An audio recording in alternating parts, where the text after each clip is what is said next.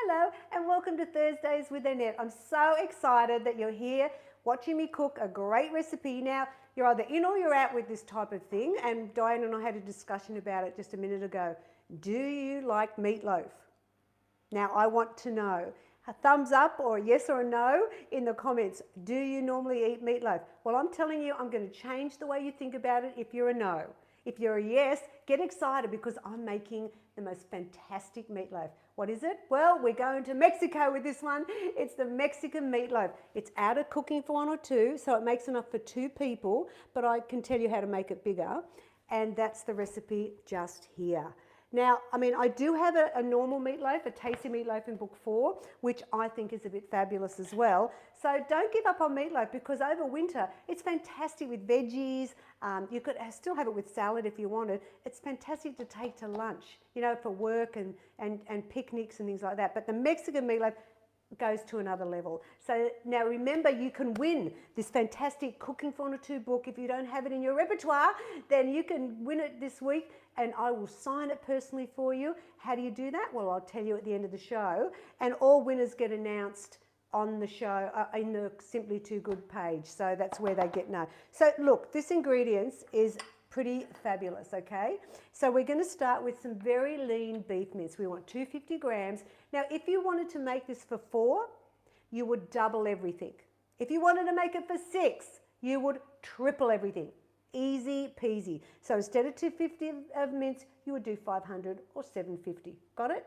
We need a quarter of a cup of finely diced onion. Now, when I say finely, it's because I need you to do that. Because in a meatloaf, you don't want big chunks of onion in there because it just doesn't work. So you want finely diced onion. We're going to use 1 egg white.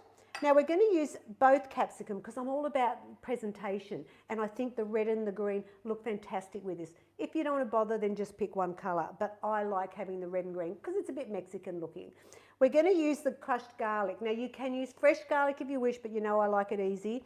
We're going to put a little bit of chili in. Hello, it's Mexican. You don't have to if you don't want it hot. I've got some of the taco seasoning. It's the salt, reduced salt, and it's a mild taco seasoning.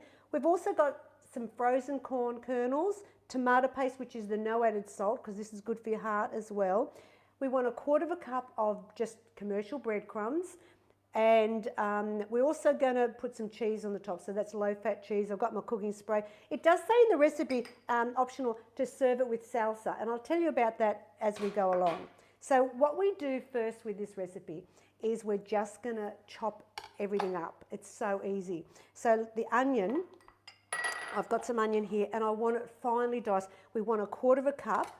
The other thing that I've got here as well, if you notice, is a ruler, because I want to show you how to measure out the meatloaf so you get the right size. So that's what that's there for. But let's get started. We want a quarter of a cup. So to do, notice what I'm doing, I'm going very close. Instead of going like over here, I'm going really close as I slice because I want fine diced. Make sure your knife is sharp and then go close as you can, not going back here, okay, right up close as you can, and that way you'll get beautiful, finely diced onion. We want a quarter of a cup. And all you have to do for this recipe is chop up some onion and capsicum, really. That's how easy it is. Okay, we want a quarter of a cup. Let's have a look.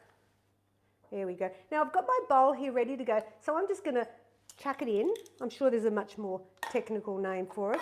Place the onion in the bowl. Let's do the capsicum now. We want 2 tablespoons. This is the thing. It's such small amounts because it's only serving 2. And that's the magic of this beautiful book. And it was so popular, the Cooking for 1 or 2, that I then created, end of last year, more Cooking for 1 or 2, which has been proven to be fabulous as well. See, thin slices, really close, finely diced capsicum. If you don't like capsicum, then you could maybe swap it for celery, and maybe you could do some very, very finely diced carrot. because this goes in the oven. So hello, my oven's already preheated to 180 degrees fan force, so note that. 1/4 cup. We want, 2 tablespoons. What am I doing? I'm so used to measuring things that I forget with the cooking. All right, so let's go back again. 2 tablespoons. There we go. That looks great. Now we're going to do the red, and once again, it's 2 tablespoons. Really thin. This is such a great recipe. All year round you can enjoy it, because in summer it's fantastic with salad. Once again, we're doing finely diced. Really nice with veggies as well. Mash and veggies. And I love it as a picnic. Take it out, slice it up and have it on a picnic, or as an easy take to lunch option as well. 2 tablespoons. There we go. And I think we can get rid of this now. Let's do that. Because we just chuck everything in the bowl. So what I'm going to do is I'm going to put some gloves on, because I'm a bit of a princess, you know, I can't help myself. Now I'm still waiting. Tell me, are you a meatloaf lover or not? I'd be curious to know if we can bring back. I think this is actually a much more modern meatloaf. I mean, the memories of meatloaves back in the day was sausage mince and very bland and just cheap mince and not fantastic. So we're not doing that. We only do fabulous here. Thank you very much. 250 of the lean beef mince. Now, you can change this to chicken mince or pork mince if you wish. We're going to put 1 egg white in, and this will help bind it together. There we go. We want 2 tablespoons. Have you measured this, Bill? Oh, good on you, Dale. Of the corn, frozen corn kernels. You could use fresh if you had any sitting at home, that's fine. We want 3/4 of a teaspoon of crushed garlic. You could do the fresh if you can be bothered. We also want a tablespoon of the no added salt tomato paste. Now don't put this too far away, because we're going to use it again shortly. We want 1/8 of a teaspoon. Let's go right down to the lowest thing on the spoon and do 1/8 of a teaspoon of chilli. Now, if you really love things hot, you could add more if you wish. If you don't like things hot, don't put the chilli in. It's as easy as that. We have 1/4 cup of just normal breadcrumbs. And then we're going to put, so this gets that Mexican flavour happening. I'll show you what get out of there. Old El Paso is the one that does the salt reduced one. And we want 2 teaspoons. And I find it very easy to store this. So I just go over like this, put a bit of sticky tape on there and in a container to be used at another time. And now I think that's everything, isn't it, Billy? So what do? Okay, before I get mucky, I'm going to spray my little old tray with some cooking spray. There we go. And I'm going to get right in now and squish it all together. This is where you might want to get the kids involved in cooking dinner, because kids love getting in and mixing this up. Now you want to really give it some time, because you want that egg white to really get combined in there and all the beautiful fresh ingredients. Now the fat count is 9.4, so it's a bit fabulous, and this is enough, just as I said, for 2 fabulous people. It freezes really well, so if there's just one of you, you could always leave the other half and have it a couple of weeks later if you want. I personally think it just gets better the longer it's around. I'm happy with that. So what I'm going to do now is I'm going to make it into a loaf. So I'm going to actually put it on my bench. Does it say to do that in the recipe, Bill? What's it say? Shape into a log, place onto a flat. I'm just checking my own little recipe because this is how I always do it. And I want to make sure that that's how I tell you to do it.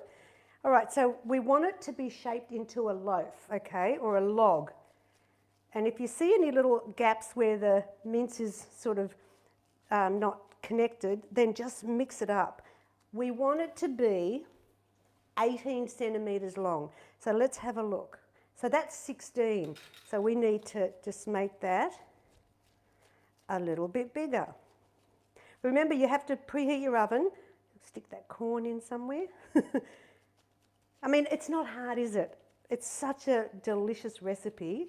Let me see, 18 centimetres, yes, no. Let's squash it down a bit more. There we go, that's looking pretty good. Okay, there we go. Now what I'm going to do is I'm going to lift it up, put it onto the baking tray, and how we finish it off is I'm going to spread 2 teaspoons of tomato paste on the top. What? That's not coming out. I want all of that in there, 2 teaspoons worth. And it gives it a lovely coating over the top.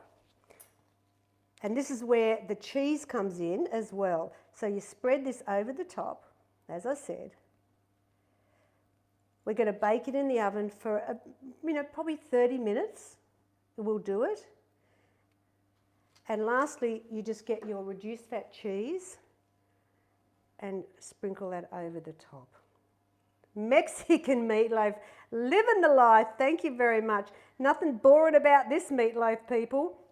That's for sure. And I mean, only uses the 250 grams of mince. So it's, one of those economical dishes, which I love.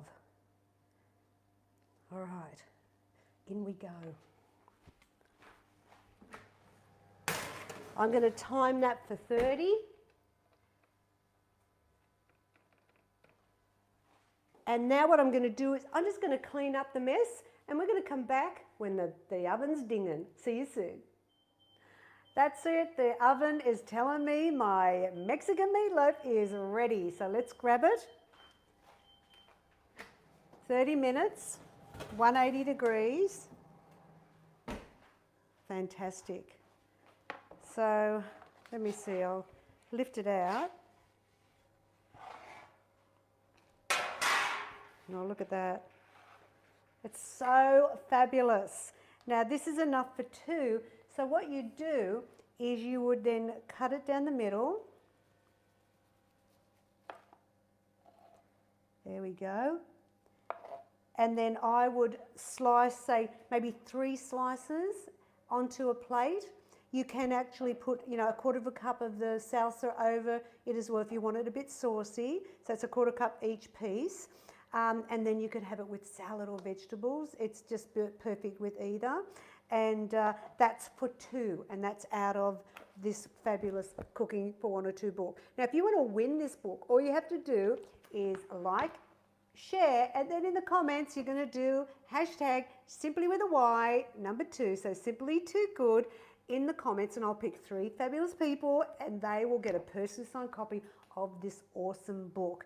Now, next week's show, I'm actually going to go into more Cooking for 1 or 2 and make you a recipe there that's out of actually book 1, and it's the pizza strudel. Now, in book 1, it serves 4, it's a big log, but in the Cooking for 1 or 2, the more cooking, I actually make 2 individual strudels. It is phenomenal. I do this now all the time for dinner parties because people love having their own. So let me show you how to do that next week because it's going to be fabulous.